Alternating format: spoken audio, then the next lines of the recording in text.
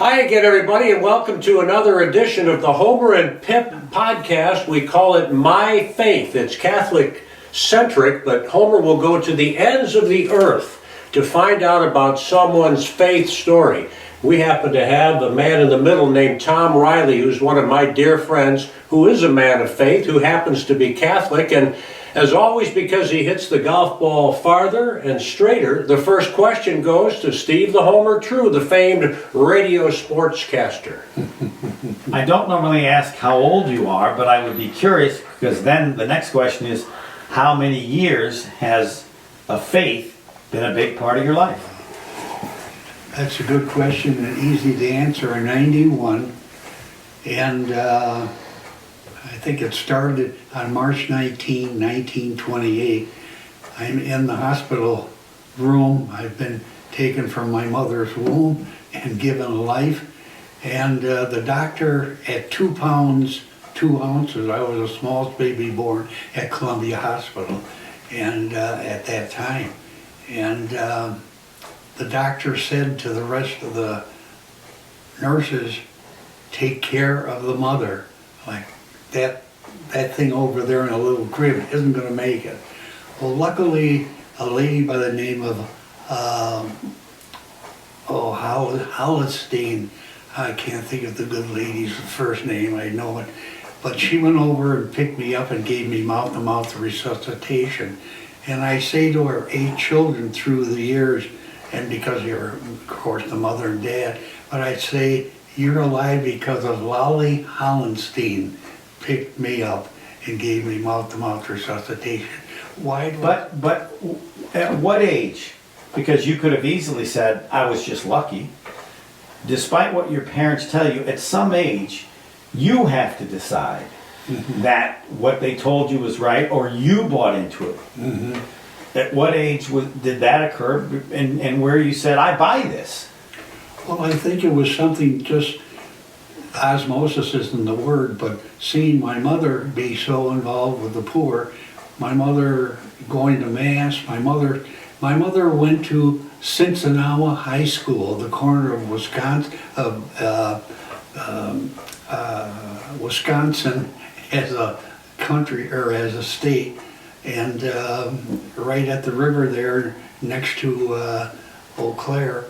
And at 14 years old, her parents sent her to a boarding school when she was 14, 15, so this is 1914, and she got an education there of what's important in life from the Carmelite nuns, called St. Mary's. And I'm kind of, I like to give that more clearly to you, but that's, I just saw it. And what my mother did to me as far as training, in 3rd grade, I said, I'm dumb. And I went up to the 4th grade teacher and I said, I'm dumb. She gave me a little remembrance. She hauled off with her hand and slapped me. I thought I'd go through the blackboard. But I said, I'm not dumb. And I was going to ask why she did that. Why? Because I was held back from going with the class in the 4th grade. They said, the nun said, I should go back. And my mother said, no, he could repeat 3rd grade. Well, anyway, but a great mother, a great value system, and helping the poor, and my dad was great that way. He was kind of. Well, if you're born in 1899, you don't cuddle to your kid and say, "Oh, you're just doing wonderful." I just remember being corrected an awful lot and not following. You went to the School of Hard Knocks? Yes, the School of Hard Knocks, Mm-hmm. and God bless him. But my environment. When did it start? I think it started as soon as I could have pictures in my mind of different things happening, or prayers. So there was a lot of respect and a lot of love in your home. But I think to follow up on Homer's question, at some point we get out on our own and we decide yay or nay to the faith. Right. On your own, when did you decide that despite the fine training you had, especially from your mom, that this was something you were buying into and you wanted to live a life of faith, which clearly you have, as I've come to have the privilege of knowing you over these last few years. Oh, well, thank you. I don't think there was any one time. It was just there. It just grew. And you have brought up, Pip, I think on a couple occasions, giving to the poor. I always talk about what it seems that's from day one, maybe from your mom. That's part of what your faith is and that you think's important. When you say it that way, that's true. I can remember my mother and I going, during the summer we were at Cedar Lake, we'd go into the bakery and get stuff, and then she'd be giving bakery out to 2 or 3 people on the way home to our house. And And that made sense to you. and that made sense. Or bringing food to a farmhouse and clothing to 17 people were living there. Now this is 1917, and 18, and times were certainly different there. But I just saw it and I believed it and I felt it. And then at night, before I go to bed, my mother had a picture of the Blessed Virgin Mary on the end of the bed, and I'd say my prayers and I'd be looking at the picture.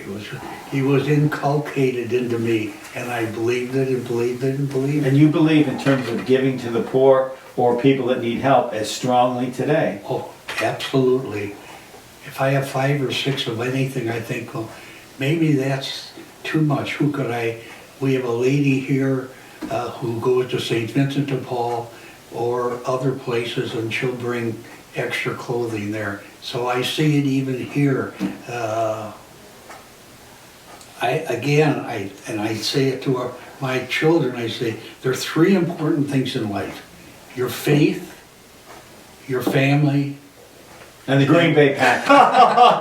yeah, Vince I Lombardi. was gonna say. that can be, that's true. No, I don't think that's your thing. And the third is do the best you can in whatever you're doing, whatever you're doing.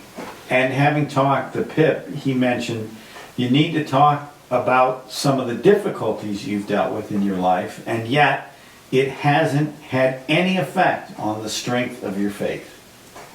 I think it's very true. Maybe it makes it more or stronger. I think it maybe started the day that woman blew breath into my nostrils when I'm born, and to me it's a positiveness. You've got to be thankful for what you've got.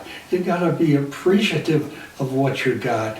And do you make mistakes? So sure, and all this and that. But you've got to use your talents, God-given talents that we each have been given, to other people to help them.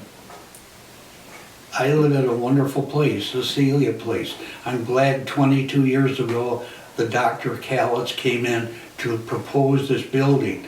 I happened to be on the planning commission then, and I remember him coming in, and I voted yes for it. Did I ever think years later I'd be in that same place? No, I didn't. But it's a wonderful place. And a side little comment, if anybody is thinking about assisted living, come and take a tour. You may Cecilia like it. Place in Pewaukee. Let me guess, he was a salesman. Yeah, yes, he was, and we crossed paths. We didn't cross paths, but we were both at Fox 6. You were just a couple of years before me when it was just WITI. That's I right. worked at Fox 6, and so I'm real thankful that we're neighbors. Yeah, he had a marvelous sales career. Don't let anybody think that you're dumb. You're brilliant in my mind, and I think with every breath, there you exude Jesus. And as you said, Jesus said, when you see the poor, you see me.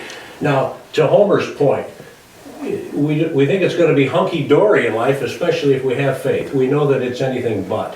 One of the reasons that you have so graciously agreed to talk to us is that you want to share your faith story, that it might inspire or encourage someone out there within the sound of our voices and who can see us. You have a big, beautiful family. You lost a son to suicide. Was your faith shaken at that time? How did you deal with that? And why were you able to survive and even thrive in the midst of it? I would think because of the faith. I never said why. It's a thing. Things happen in life, right? And we helped our son for many years. He was schizophrenic and a wonderful guy. And just eventually, at the end, he said he's living in a group home on the 4th or 5th floor, and he went out the window. And when the police came to see us and tell me, I said to Mary, thank God he's in a better place, because we helped him as much as we could. But I think, to me, that's life. It just is life. It isn't just things are going to be hunky-dory. No, look at Jesus' life on this earth. The suicide has become a huge issue, especially with young people. And my contention has been, for people who have to deal with it, you need to have a faith. And they go, what do you mean? Because to me, the people that have a faith seem to handle that agony better just watching the world. If I was going to say to somebody, you need to go to a church, and you to me would be a perfect example. I can't imagine how painful it has to be, and yet you certainly, if we had 10 people here, I'm not sure anybody would have handled it or has handled it any better than you have, and you credit your faith. And with my dear wife's faith too. We were both together on everything, with all the different things that came up. We have all different stories in our family, and we love them all, but that just to me, it's like, you could tell me anything. Say, yeah, that's life. That's what happens. And then people say, well, that's too simplified. Nobody. But don't you think, I could have done this? And your wife says, I could have done this. That has to be a part of it, but yet it succumbs to your faith. Well, we were together too. With Danny, we'd see him weekly and help him a little, but he'd sit there with his medicine and spend 5 minutes before he would take it, because there was such a reaction to all the medicine. But that just is life. That just is life. And our Catholic, thank God, I have the Catholic faith, or was blessed with the Catholic faith, because, and I'm sure other faiths are wonderful too, but was blessed with the Catholic faith. You understand it's okay. And I'm sure you're certain you're going to heaven, and you look forward to it. How would you answer that? Well, I hope so. All right. I hope so. Well, I'm no expert on this, but I got a pretty good feeling. Yeah. And Lord willing, you'll see Danny there and your beautiful Mary and heaven. Tom, without putting words in your mouth, I just sense such a peace of mind about you, no matter what the circumstances. Is that driven by your faith and your trust in God? That in the end, no matter what happens, He'll make it all right in the end. Oh, I think We may not understand the mystery of Right, the faith and yeah. what all goes on, but in the end, He'll take us where we need to go. Well, you said it very well. Life is life. It is what it is. And what does that mean? It means you do the best you can each day. You make mistakes, okay. Then you say, well, I made a mistake. And you help other people. You help. Anything else? No, you do understand that there aren't many people that look at all this the way you do. You've dealt with people that That's it's not as simple. You've been blessed with strength and in so many ways that I think people are going to watch this and go, man, I wish I was him. Their complaint to God is going to be, how come I'm not like Tom? God bless you. God bless you. Amen. Well, they say faith is a gift, and certainly it's wonderful of you to share that on our show called My Faith. I love you. You're a dear man. Thank you, Tom. Oh, thank you both so very much. Thank you. Tom Reilly. We call it the Homer and Pip My Faith podcast. Lord willing, there'll be many more episodes, and we don't do it without you, of course. You can pass the word along, and also without our good friend behind the camera, Brent Young. See you next time. Thanks for tuning in, everybody.